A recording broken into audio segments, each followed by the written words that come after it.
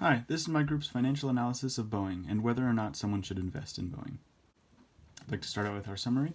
Boeing was established by William E. Boeing, a timber merchant. The company started out building planes for the Navy during World War I and expanded to the entire U.S. military in the 1920s and the 1930s. At the same time, Boeing formed the Boeing Airplane and Transport Corporation, which both manufactured and performed aerial flights with passengers. Throughout the upcoming years, the company acquired several airline manufacturers, leading to the construction of the famous commercial aircraft, including Model 247, twin-engine monoplane, and Model 314 flying boat. All right, and then I'd like to continue our summary. During the COVID-19, Boeing has reported its largest annual loss and took a big hit on its newest jetliner. The company has been facing delays said to last until 2023. The pandemic slashed production and cut tens of thousands of jobs, and as of last year, the company has lost almost $12 billion as airline deliveries have been more than halved. Executives of Boeing predict that Boeing will not stop bleeding cash until next year. It's had its largest annual loss with the 737 Max. All right. Now I'd like to talk about our competitors, or Boeing's competitors. Boeing has two major sectors where it competes with other companies: civil and military aviation. The civil aviation sector is mainly dominated by Boeing and Airbus, while the military sector is much more diverse, including Lockheed, Northrop Grumman, Raytheon, General Dynamics, and SpaceX.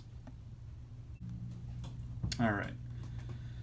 Overall, Boeing has had a terrible year, 57% for revenue just 2 years ago, along with more net loss than net gain that same year. All right, now I'd like to take a look at our horizontal analysis, and as you can see, in almost every category, we have had tremendous losses except things like interest and debt expense, and general and administrative expenses. And these percentage changes are from 2018 to 2019 to 2020. All right, now I'd like to look at our financial ratios and metrics, and as you can see, most of these metrics are very unusual. Things like inventory turnover and the acid test ratio will show this.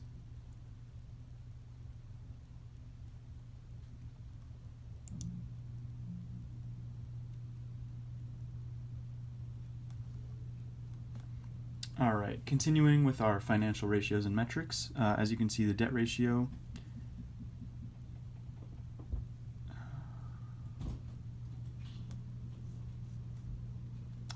Now I'd like to look at our financial ratios and metrics. As you can see, the debt ratio suggests that we aren't in a great financial position and our liabilities exceed our assets. Our return on sales is down 22%, and it is at 78 cents per dollar. Our return on assets are down 8% and at 92 cents per dollar.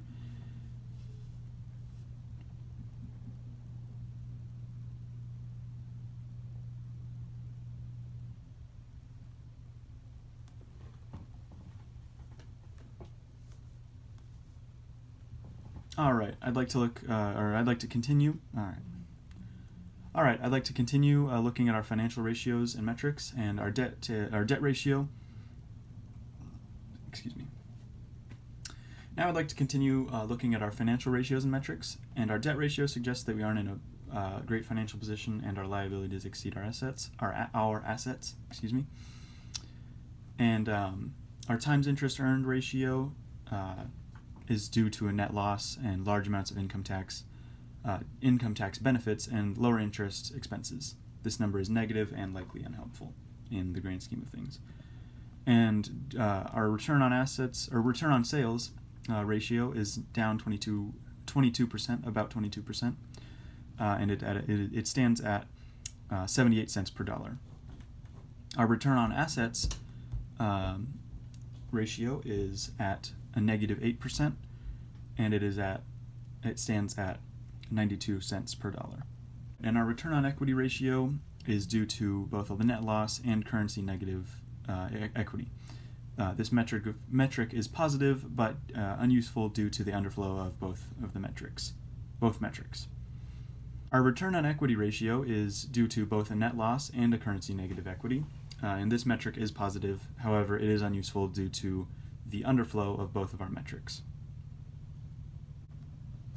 All right, continuing our financial ratios and metrics, our earnings per share are down, rounded up to down $21 per share lost, and our price earnings ratio is down $10.29, rounded out to 10. This is a continued look at our financial ratios and metrics, and I won't go too deep into this for the sake of time. But we are at $21, rounded out $20 per share lost in our earnings per share ratio. And now here's our common size income sheet, and I won't go into this for the sake of time. You can look at this at your leisure. Again, I won't go into the common size balance sheet as it would just be reading out values. And now here's our Boeing annual share data. And as you can see, we've had a negative 34% loss in the year 2020, and I won't go into everything else as it would just be, again, reading out numbers and years. Now, what are we looking at for the future? In the short term, airlines are starting to order more planes due to COVID travel bans being lifted and the coronavirus pandemic overall coming to a close. And delays, however, delays persist and are increasing in number. And now in the long term, we are facing rising competition from increased demands for planes due to the reasons that in the long term we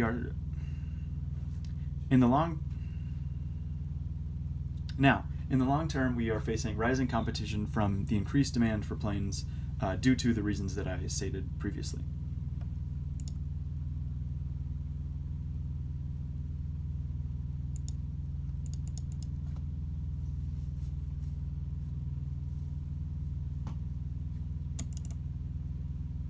All right, in conclusion, based on our analysis, someone should be wary upon investing in Boeing. In reference to ratio analysis, Boeing is doing very poorly in most categories. However, in the first 2 months of 2020, Boeing had just been coming off an all-time high for share prices in the last 5 years. Share prices dropped sharply until their low of this year during May. However, ever since May 2020, Boeing's share prices have been steadily increasing and are approaching their high of 2020. Overall, for 2020, share prices dropped by 34%. Revenue and net income were also down substantially from 2019. However, as we mentioned before, share prices have been steadily increasing since May of 2020. And in reference to other years, we cannot recommend Boeing to investors. However, in reference to the current year, we do recommend investing in Boeing because of the previously mentioned share prices. And we foresee these share prices increasing more and more as the coronavirus pandemic does come to a close. So our official recommendation is to buy at the share price of $260 due to recent developments, and be cautious of travel lockdowns and COVID resurgencies to sell. Thank you very much for your time, and we hope that this analysis was helpful.